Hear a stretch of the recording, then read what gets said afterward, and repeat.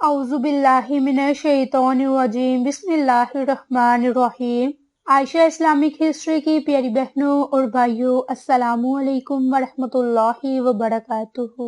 تمام تعریفیں اللہ کے لیے، وہی نیک لوگوں کا ولی ہے۔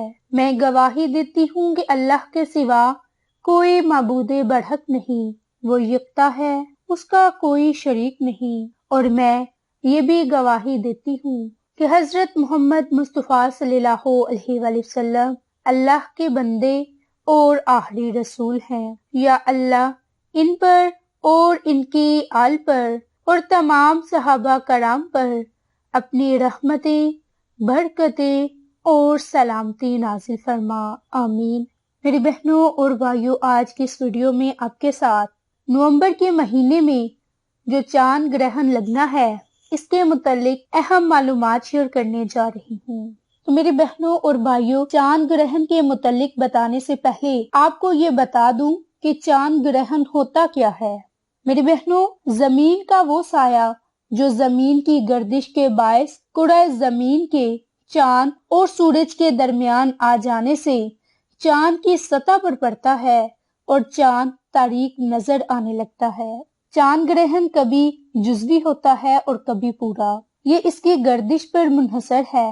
زمین اور چاند طریق کرے اور یہ دونوں سورج سے روشنی حاصل کرتے ہیں۔ زمین سورج کے گرد اپنے مدار پر گھومتی ہے اور چاند زمین کے گرد اپنے مدار پر گھومتا ہے۔ یہ سال میں 2 مرتبہ ایک دوسرے کے سامنے آ جاتے ہیں، جس سے ایک کا سایہ دوسرے پر پڑتا ہے۔ چاند پر سایہ پڑتا ہے تو چاند گرہن، اور سورج پر پڑتا ہے تو سورج گرہن کہلاتا ہے۔ میری بہنوں، کائنات ہست و بود میں اللہ رب العزت کی تخلیق کے مظاہر ناقابل شمار ہیں۔ اجرام سماوی اور ان مجموعہ ہائے نجوم کی ریل پھیل کائنات کے حسن کو دوبالا کرتے ہیں، اسے ایک خاص انداز میں متوازن رکھے ہوئے ہے، اور یہی توازن اس کائنات کا حقیقی حسن ہے، جس کے باعث مادہ اور ضد مادہ پر مشتمل کروڑوں اربوں کہکشاؤں کے مجموعے بغیر کسی حادثے کے کائنات کے مرکز کے گرد گردش میں ہے۔ میری بہنوں اور بھائیوں، سورج گرہن کی اس گردش کو اللہ رب العزت نے قرآن مجید میں یوں بیان فرمایا، اور سورج اپنے لیے مقرر کردہ رستے پر چلتا ہے، یہ رستہ غالب علم والے اللہ کا مقرر کردہ ہے۔ باحوالہ سورۃ یاسین۔ احوال قیامت کے زمن میں سورج کے بجھ کر بے نور ہو جانے اور اس کی حرکت رک جانے کے بارے میں اللہ رب العزت نے قرآن میں فرمایا، جب سورج لپیٹ کر بے نور کر دیا جائے گا۔ باحوالہ سورۃ توقیر۔ اسی طرح سورج کی طرح چاند بھی اپنے متین رستے پر مصروف سفر ہے۔ اس سلسلے میں ارشاد ربانی ہے، سورج اور چاند معلوم اور مقرر حسابات کے مطابق حرکت میں ہے۔ چاند کی روشنی سورج کا مرہون منت ہے۔ جس طرح زمین سورج کی دھوپ سے تمزاد پاتی ہے اور روشن ہوتی ہے، اسی طرح چاند بھی سورج ہی کی دھوپ سے منور ہوتا ہے۔ اللہ تعالیٰ نے علم اور عرفان سے عاری دور کے مداول نظریات کے خلاف قرآن مجید میں سورج کے لیے روشنی دینے والا اور چاند کے لیے روشن کیے جانے والے کے الفاظ استعمال ہوئے، جیسے سورۃ یونس میں فرمایا، وہی ہے جس نے سورج کو روشنی کا منبع بنایا اور چاند کو روشن کیا۔ سورۃ سجدہ کی آیت میں بھی اللہ تعالیٰ کا ارشاد ہے کہ ہم عنقریب انہیں اپنی نشانیاں اطراف عالم میں اور خود ان کی ذاتوں میں دکھا دیں گے، یہاں تک کہ ان پر ظاہر ہو جائے گا کہ وہی حق ہے۔ کیا آپ کا رب کافی نہیں ہے کہ وہی ہر چیز پر گواہ بھی رہے؟ میری بہنوں، جن نشانیوں کے اظہار کا اللہ تعالیٰ اندیہا دیا، سورج گرہن اور چاند گرہن بھی انہی میں سے ہے۔ عربوں میں مشہور تھا کہ سورج گرہن اور چاند گرہن تب لگتا ہے جب زمین پر کوئی بہت بڑا ظلم ہو۔ رسول اللہ صلی اللہ علیہ وآلہ وسلم نے اس کو وہم قرار دیا۔ چنانچہ حضرت ابن عمر رضی اللہ عنہ سے روایت ہے کہ رسول اللہ صلی اللہ علیہ وآلہ وسلم نے ارشاد فرمایا، سورج اور چاند کو کسی کی موت اور زندگی کی وجہ سے گرہن نہیں لگتا، بلکہ یہ اللہ کی نشانیوں میں سے 2 نشانیاں ہیں۔ جب تم انہیں دیکھو تو نماز پڑھو۔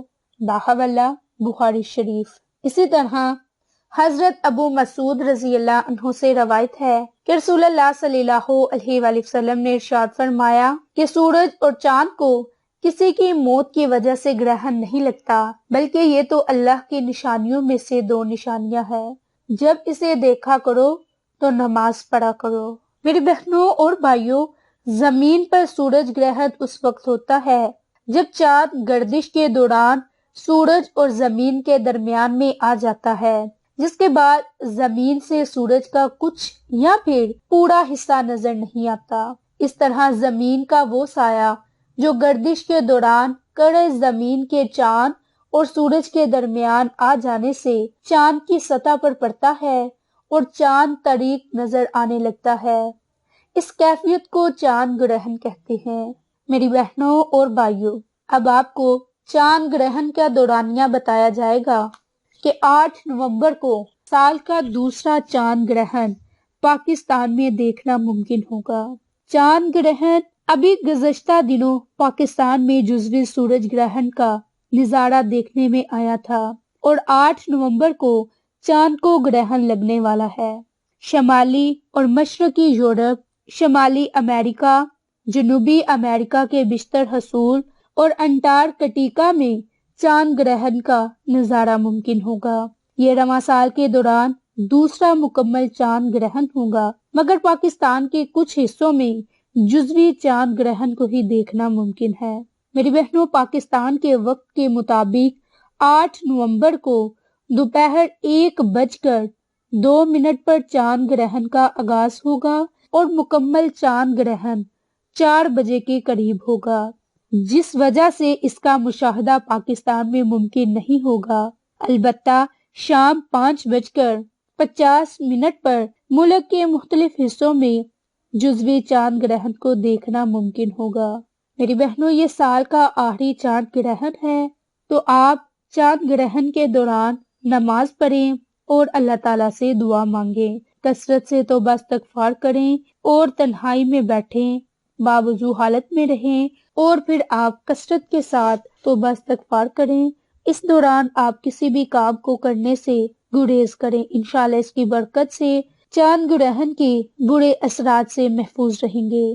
میری بہنوں اور بھائیوں، یہ وہ وقت ہے کہ جس وقت میں آپ نے چند احتیاطی تدابیر کرنی ہے اور آپ نے نہ تو چاند کی طرف دیکھنے کی کوشش کرنی ہے اور نہ ہی آپ نے اس وقت میں کوئی کٹنگ والا کام کرنا ہے اور نہ ہی آپ نے اس وقت اپنی منفی سوچ رکھنی ہے، بلکہ آپ نے اس وقت میں کثرت کے ساتھ توبہ استغفار کرنی ہے، اللہ کا ذکر کرنا ہے اور 2 رکعت نماز نوافل پڑھنے ہیں، اور نوافل آپ نے چاند گرہن کے برے اثرات سے محفوظ رہنے کے لیے پڑھنے ہیں۔ انشاءاللہ اس کی برکت سے آپ چاند گرہن کے برے اثرات سے محفوظ رہیں گے۔ آپ اس وقت میں یعنی کہ 1 بجے سے لے کر تقریباً 6 بجے کے دوران تک ہر برے سوچ سے محفوظ رہنے کے لیے یہ عمل، یہ وظیفہ کریں اور اللہ کا کثرت سے ذکر کریں۔